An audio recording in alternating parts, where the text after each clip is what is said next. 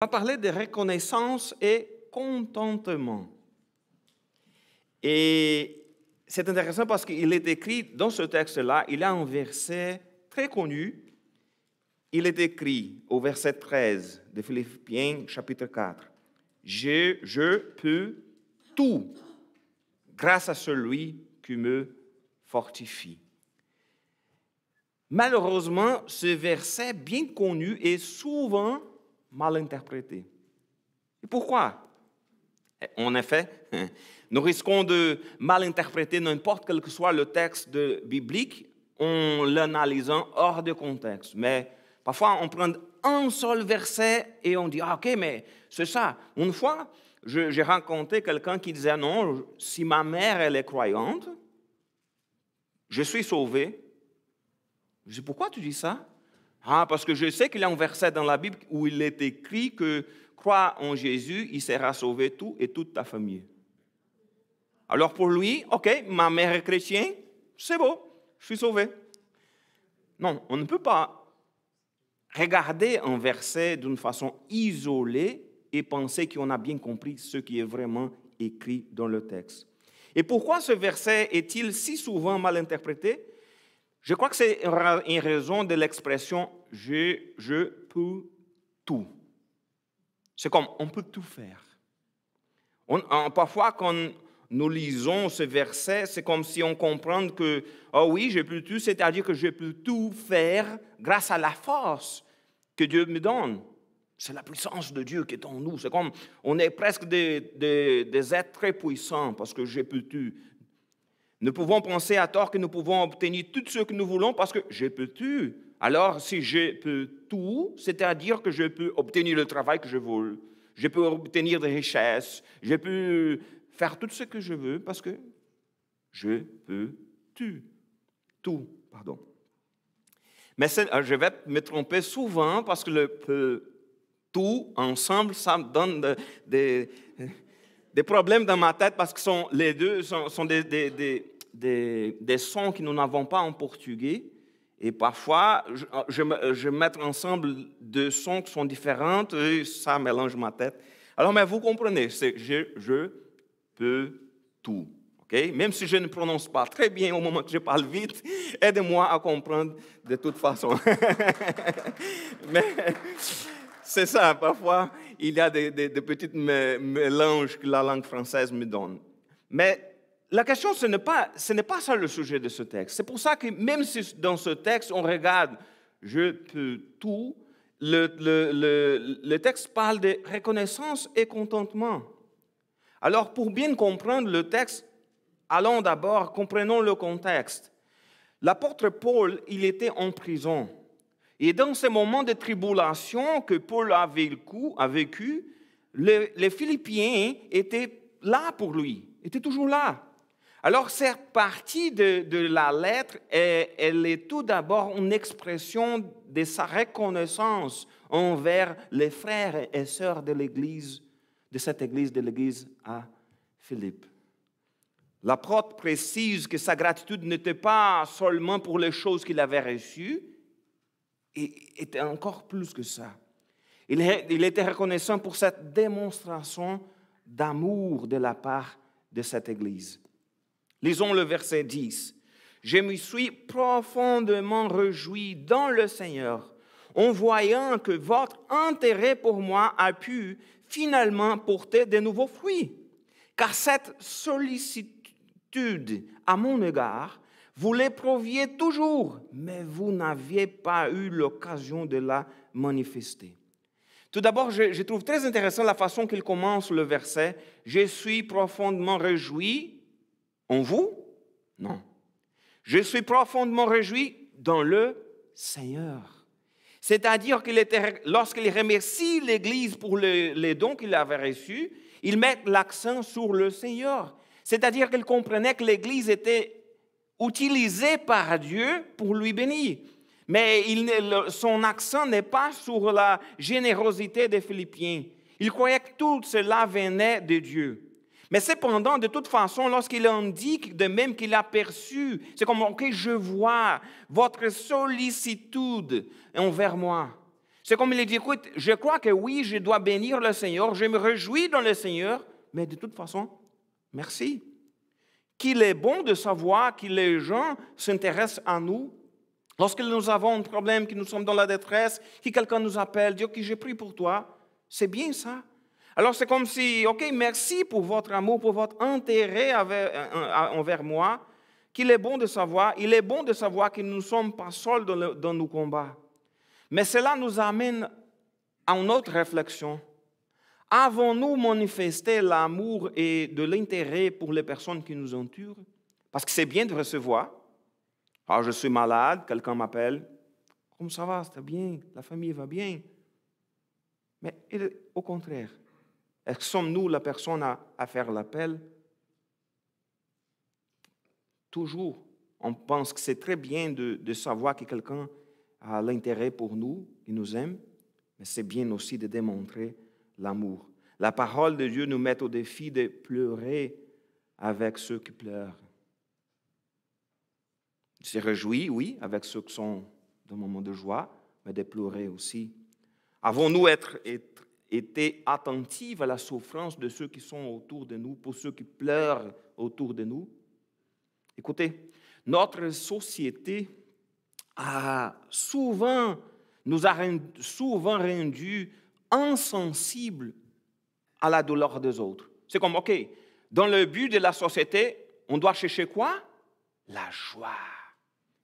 Écoutez, si je cherche de la joie et d'être heureux, si je regarde autour de moi, je vois les souffrances des autres, non, ça ne va pas me laisser heureux. Okay? Je vais fermer mes yeux, je vais penser que je ne vois rien et je vais suivre mon chemin parce que je dois chercher la joie et le bonheur. Mais ce n'est pas comme ça. Pour être heureux, on nous apprend dans la société à souvent ignorer ceux qui souffrent. Ah non, c'est trop pour moi. Et écoutez, c'est difficile d'être près de quelqu'un au moment de sa souffrance. Je me rappelle, au début de mon ministère, au premier funérailles que j'ai dû faire le service, c'était pour moi l'une des pires journées de ma vie. Parce qu'après, écoute, c'était 3-4 heures de travail, je ne sais pas, mais c'était comme si je travaillais une semaine d'une façon trop dure, parce que j'étais à côté des gens qui souffraient beaucoup. Et je ne sais pas vous, parfois les gens disent « non, on ne peut pas entrer dans la souffrance des autres, on ne peut pas être des éponges pour absorber les souffrances. » Non, on est des chrétiens, oui. On doit approcher, on va souffrir avec la personne. Ça, c'est dommage, c'est difficile. Mais suivons l'exemple des chrétiens de Philippe. Intéressons-nous davantage aux personnes qui nous entourent. De plus, suivons aussi l'exemple de Paul, ayant un cœur reconnaissant. Ça, c'est important aussi. En outre, non seulement ils se sont intéressés à lui, mais ils ont pris part à sa souffrance. Ça, c'est lié avec ce que je parlais.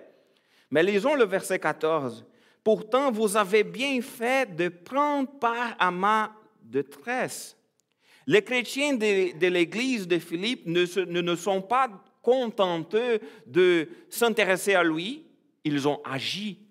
On va voir dans le verset suivant. Oui, il est important de s'intéresser à la souffrance, de penser à la personne, de prier pour la personne, de faire ce genre de choses, parce que c'est là même de permettre à la personne souffrante de se sentir aimée. Parfois, on ne dit rien, on est simplement à la côté de la personne. Je suis là pour toi, j'ai prié pour toi. Ça, c'est bien, c'est important. Souvent, notre aide se limite à cela parce que nous n'avons pas grand-chose à faire. Par exemple, si une personne est morte, qu'est-ce qu'on peut faire? Pour être à côté, mais parfois on peut faire un peu plus.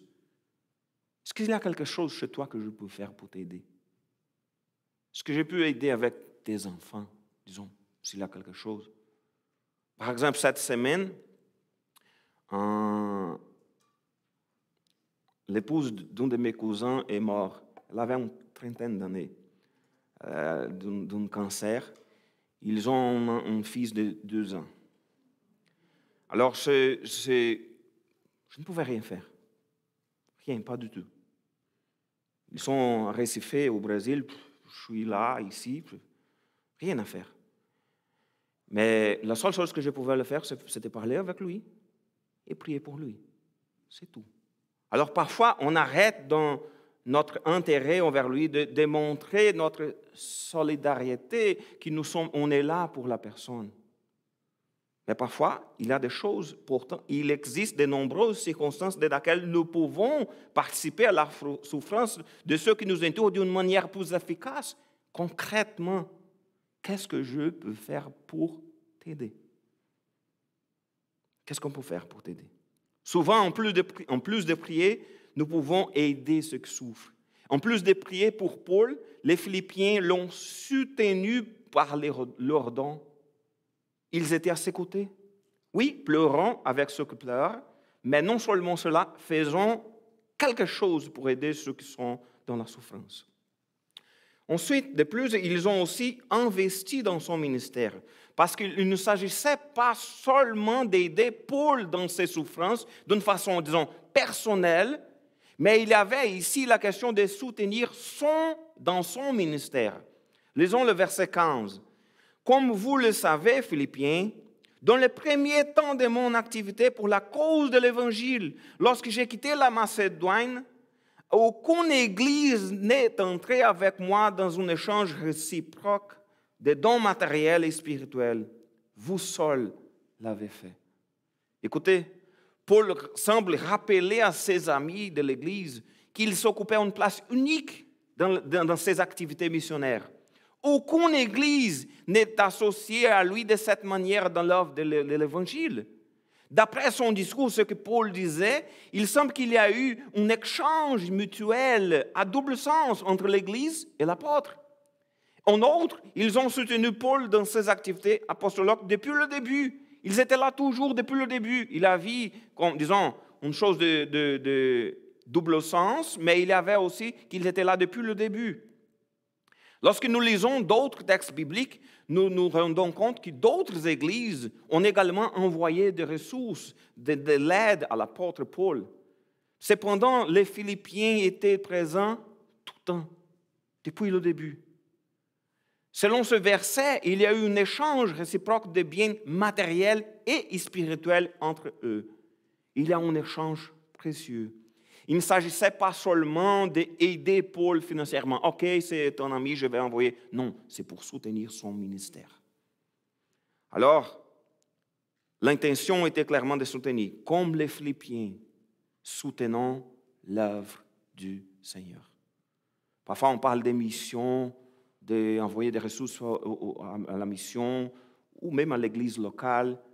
Et parfois, c'est important de nous rappeler que même si le Seigneur, il n'a besoin pas de notre argent, c'est une bénédiction d'être utilisé par Dieu pour bénir son œuvre.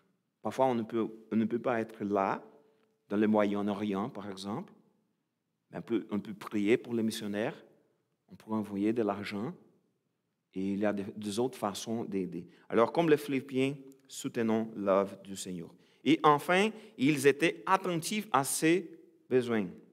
Verset 16. « Pendant mon séjour à Thessalonique, il parlait déjà d'un autre moment à Macédoine, maintenant à Thessalonique, vous m'avez envoyé par 2 fois des dons pour subvenir à mes besoins. » Ça, c'est intéressant parce qu'on a déjà parlé un peu de ça, mais leur attention aux besoins de Paul était évidente. Cependant, de ce verset, comme il précise l'aide, c'est comme parfois, par exemple, on peut aller vers quelqu'un et lui dire « Ah, merci. Merci pourquoi? Merci pour tout. » C'est bien, mais c'est beaucoup mieux lorsqu'on regarde la personne et dit « Écoute, merci. » On précise pourquoi on remercie le Seigneur. C'est la même chose de demander pardon. Ah, on va prier la soirée avant de dormir. « Seigneur, pardonne-moi tous mes péchés. » Quels sont tous vos péchés, tous nos péchés? C'est bien de préciser. Lorsqu'on parle de repentance et lorsqu'on parle de reconnaissance aussi. Merci parce que tu m'as aidé dans tel moment de ma vie, de telle façon. Je ne sais pas si vous avez déjà vécu ça, mais parfois, je rencontre quelqu'un qui, ça faisait des années que je ne voyais pas. Parfois, je ne me rappelais même pas de la personne. Les pasteurs ils ont toujours des problèmes de mémoire. Et la personne regarde moi. Oh, Eduardo, merci beaucoup. Je suis très content de te voir. Pourquoi? Parce que dans un moment très important de ma vie, tu étais là. Parfois, je cherche le souvenir dans ma tête et je ne trouve pas. Mais la personne commence à mentionner et je dis, oh, mais merci Seigneur parce que j'avais béni cette vie-là, je n'étais même pas au courant. Alors, il est bien, lorsqu'on va remercier quelqu'un, de mentionner, merci pour telle chose que tu as fait pour moi. Pendant le ministère de Paul à Thessalonique, ils ont répondu à ses besoins à 2 reprises, 2 fois. Et c'était un contexte à l'époque de crise économique à Thessalonique. Et dans ce contexte, les besoins des financiers de Paul ont été partiellement comblés par son travail manuel, mais aussi les dons des Philippiens sont certainement arrivés au bon moment. Mais le texte que nous analysons ce matin donc, est plein de gratitude, de reconnaissance pour les soutiens apportés au milieu des souffrances de Paul. Mais outre la gratitude, un autre élément très important de ce texte, très présent de ce texte, c'est le contentement. Et Paul, il avait un contentement qui ne pouvait pas être le résultat de son évolution comme en tant qu'être humain. Je suis un être humain noble, j'ai grandi beaucoup, j'ai appris beaucoup de choses et je suis devenu cette belle personne qui peut tout affronter avec du contentement. Non, ce n'est pas ça. Comme nous le verrons dans un instant, ce contentement venait de Dieu. Mais tout d'abord, réfléchissons donc à son contentement. Il mentionne au début du verset 11, « Ce n'est pas le besoin qui me fait parler ainsi. » C'est-à-dire, il remercie les Philippiens, mais il dit tout après, « Écoute, mais ce n'est pas le besoin qui me fait parler ainsi. » Pourquoi? Car j'ai appris en toutes circonstances à être content et écouter. Toutes circonstances, être content. Mais allons-y. Une fois de plus, il est clair que la joie n'était pas liée au don qu'il recevait. C'est pour ça qu'il précise, au sens matériel, mais la démonstration d'affection.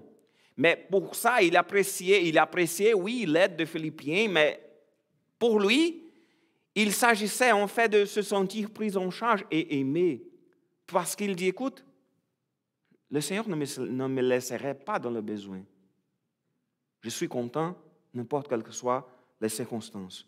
Le point essentiel de ce verset est que Paul a appris à être satisfait, content en toutes les situations.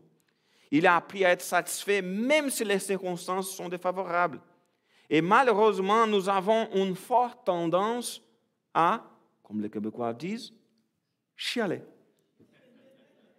Chialer. Et Paul, par son exemple, nous met au défi de faire le contraire, d'être reconnaissant et d'être content, malgré les circonstances. Parfois, on dit, non, mais le peuple de Dieu dans le désert, c'était un peuple qui murmurait beaucoup, qui était toujours là en train de se plaindre, de chialer. Mais le chaleur, le sable, je mange toujours la même chose. Parfois, on regarde, mais peut-être que dans cette situation, nous ferions la même chose. Pendant l'été, mais il fait trop de chaleur. Pendant l'hiver, il fait froid. Oui, il est froid. Oui, il fait de chaleur, mais regardons d'une autre façon. Dans notre vie quotidienne, nous courons également le risque de toujours percevoir les problèmes, de toujours percevoir les difficultés. Et comme ça, comment pouvons-nous nous contenter en toutes circonstances? On ne va pas être satisfait. Avons-nous appris à être heureux dans toutes les situations, même face aux épreuves?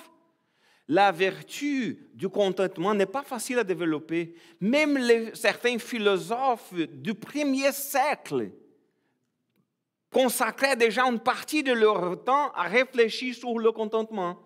Ils disaient qu'une personne doit apprendre à se contenter de son sort actuel, de son état actuel, quel qu'il soit. Selon ce philosophe, on doit se réconcilier avec les circonstances. C'est comme ils appelaient un homme autosuffisant. Autosuffisant. C'est comme, je suis plein, n'importe quelles que soient les circonstances. Mais il y a une grande différence entre le contentement défendu par ces philosophes et celui présenté par Paul. Parce que l'homme autosuffisant de philosophes stoïciens affronte la vie avec les ressources qu'il trouve en soi, en lui-même. Mais nous, et Paul, n'était pas un exemple d'autosuffisance. Son contentement n'avait rien à voir avec une recherche intérieure des vertus. Ah, je vais chercher les vertus pour être un exemple d'un homme autosuffisant qui va affronter le défi. Non, comme nous le verrons dans un instant, Paul trouve le secret de son contentement en Jésus-Christ, en lui. Alors, je ne suis pas content parce que je suis un être humain plus noble que les autres, mais c'est en Jésus, c'est grâce à Jésus. Continuons le texte, parce qu'il est écrit à la fin du verset 11, « J'ai appris en toutes circonstances à être content avec ce que j'ai. Je sais vivre dans le dénuement, je sais aussi vivre dans l'abondance. » C'est-à-dire, n'importe quelles que soient les circonstances. J'ai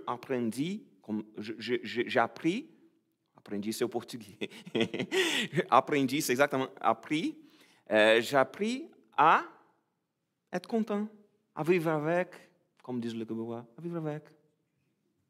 Ouais.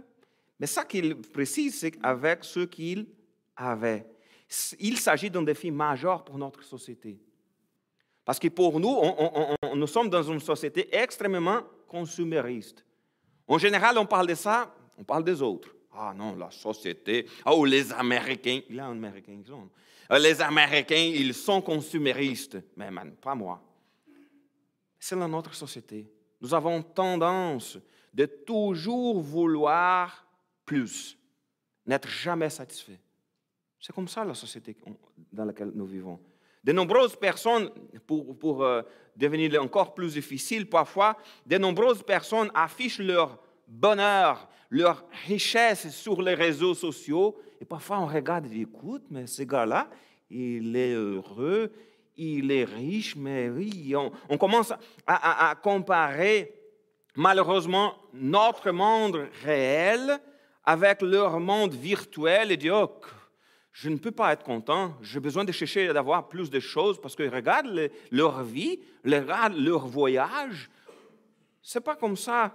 Beaucoup de gens sont malheureux parce que la vie des autres sur les réseaux sociaux semble tellement meilleure que leur propre vie. Mais la parole de Dieu nous met au défi de nous contenter de ce que nous avons. Ne convoitons pas ce que les autres possèdent. Soyons contents avec ce que nous avons. Cela ne signifie pas que nous devrions être quelqu'un de complaisant, sans grandes aspirations. Ah non, je vais travailler pour être un meilleur professionnel dans mon domaine. Non, ça c'est bien, c'est correct. Mais nous pouvons rêver de quelque chose de mieux, même si nous sommes satisfaits de ce que nous avons aujourd'hui. C'est comme, je n'ai pas une maison, je paye tous les mois le loyer, mais je suis content. Mais ça ne m'empêche pas de vouloir avoir une maison. Le problème, c'est lorsque je suis, ah non, je n'ai pas une maison, j'ai besoin de payer le loyer, je paye quelqu'un d'autre pour... Non, pas de chialer. Regardons, je suis content, mais j'ai des aspirations. Je voulais avoir plus, mais je suis de même content aujourd'hui. Et le secret qu'il disait, c'est qu'il savait s'accommoder à toutes les circonstances. Et ça, c'est tellement difficile. On commence par la deuxième partie du verset 12. C'est le secret que j'ai appris, m'accommoder à toutes les situations et toutes les circonstances, que je sois rassasié ou que j'ai faim, que je connaisse l'abondance ou que je sois dans le besoin. S'accommoder à toutes les situations et toutes les circonstances, ça n'est pas facile. Surtout parce que nous n'aimons pas généralement le changement. N'aime pas. En général, les gens ont tendance à avoir peur de ce qui est nouveau. En général, les gens n'invitent pas un pasteur du Brésil pour engager. On n'aime pas beaucoup le changement. OK, on va chercher un Français d'une soixantaine d'années, proche de l'âge de Philippe, pour ne pas trop changer les choses. Je ne sais pas qu'est-ce que ce Brésilien va apporter ici chez nous. OK, il faut faire attention. On n'aime pas beaucoup. Humainement, en général, nous aimons la constance. Si les choses commencent à changer trop, nous avons l'impression que tout est hors de contrôle. Et la vie, elle change, et elle change vite. Les circonstances, elles changent vite. Parfois, elles changent radicalement. Et parce que la vie change, les circonstances changent, et même si c'est aussi difficile de s'accommoder à toutes les circonstances, il est fondamental de s'adapter aux circonstances les plus diverses. Alors, d'où vient cette force de Paul de s'accommoder à toutes les circonstances? Sa force venait de Dieu. Et c'est dans ce contexte qu'il parle. Je peux tout, grâce à celui qui me fortifie. Le contentement n'est pas possible lorsque notre joie est dans les circonstances. Non. Si mon bien-être dépend des circonstances, je serais triste si je n'ai pas ce que je voulais. Mais si ma joie, mon contentement est en Christ, je serai content en toutes circonstances parce que Jésus ne me manquerait jamais. Si ma joie est dans le Seigneur, il ne me manque pas. L'Éternel est mon berger. Je ne manquerai de rien parce qu'il est là. C'est après avoir énuméré toutes plusieurs situations difficiles qu'il a vécues que l'apôtre Paul dit « Je peux tout grâce à celui qui me fortifie ». Il n'est pas question que je suis très puissant et je peux tout avoir. C'est que je peux faire face à toutes ces épreuves parce que Dieu me fortifie. Il n'est pas question d'avoir tout ce que je voulais. Il est question d'être prêt à surmonter les défis qui sont devant moi, les épreuves qui sont devant moi, parce que le Seigneur, mon Dieu, il est avec moi. Cela signifie que grâce à Dieu qui me fortifie, qui nous fortifie, on peut vivre heureux, content, en toutes circonstances. Alors, dans nos vies, ce contentement sera toujours le résultat de l'action de Dieu dans nos vies. C'est Dieu qui nous fortifie. La force de trouver le contentement vient du Seigneur. Ce n'est pas à nous. Alors, quand nous regardons les problèmes, il est normal de chialer. Pour les Français qui sont là, chialer, c'est la même chose que murmurer. Ici au Québec. Mais quand nous regardons vers Jésus, quand nous regardons son amour, sa puissance, la vie éternelle, le pardon de nos péchés, lorsque nous nous concentrons sur Dieu, il sera plus facile, je ne parle pas que ce sera facile, mais il sera plus facile d'être satisfait dans toutes les situations.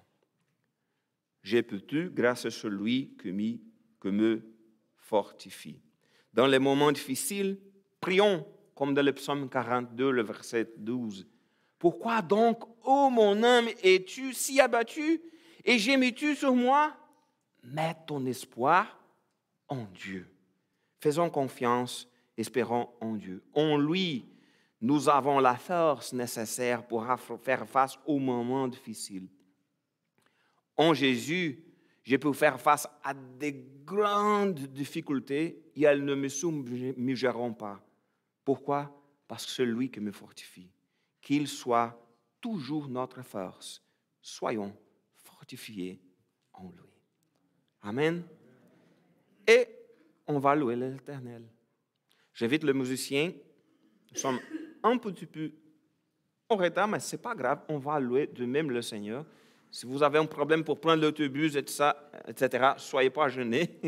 Mais on va de même louer le Seigneur. Je vous invite à vous lever. Et avant, quelqu'un a laissé tomber sur terre cette... comment s'appelle ça? Chaîne? Bracelet, OK. Un petit bracelet, il était sur terre, alors ça se peut que ce soit d'un enfant, je ne sais pas, mais il est ici avec moi. Louons l'Éternel.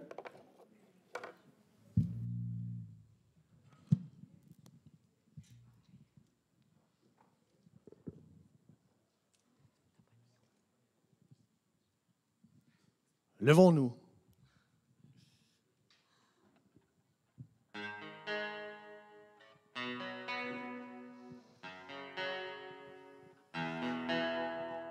Jésus, ma lumière, tu éclaires le monde. Jésus, ma lumière, tu éclaires le monde.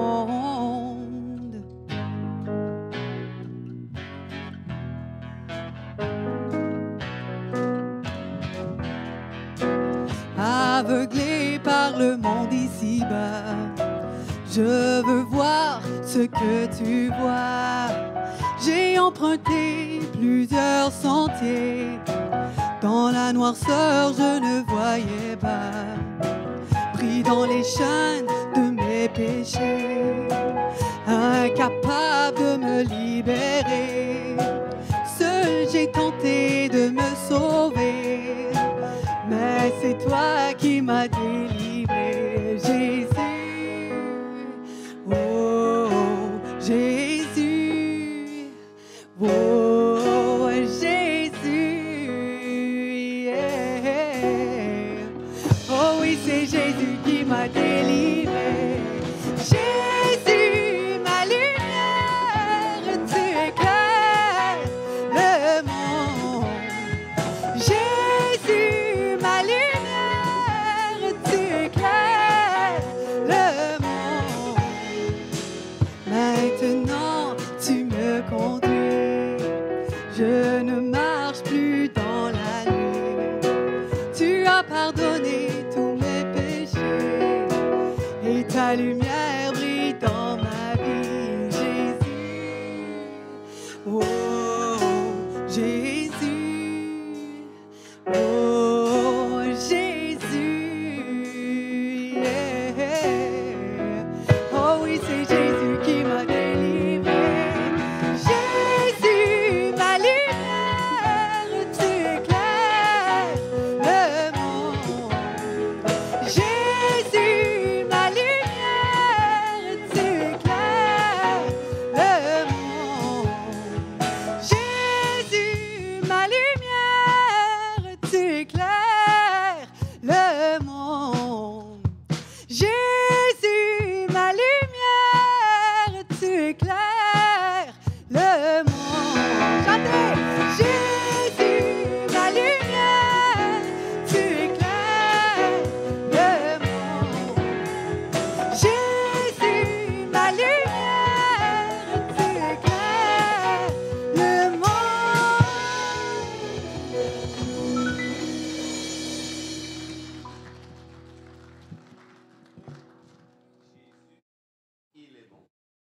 Alors, on va prier pour remercier le Seigneur pour ces bons temps que nous avons passés ensemble, pour le louer, pour l'adorer et pour remercier pour sa bonne parole.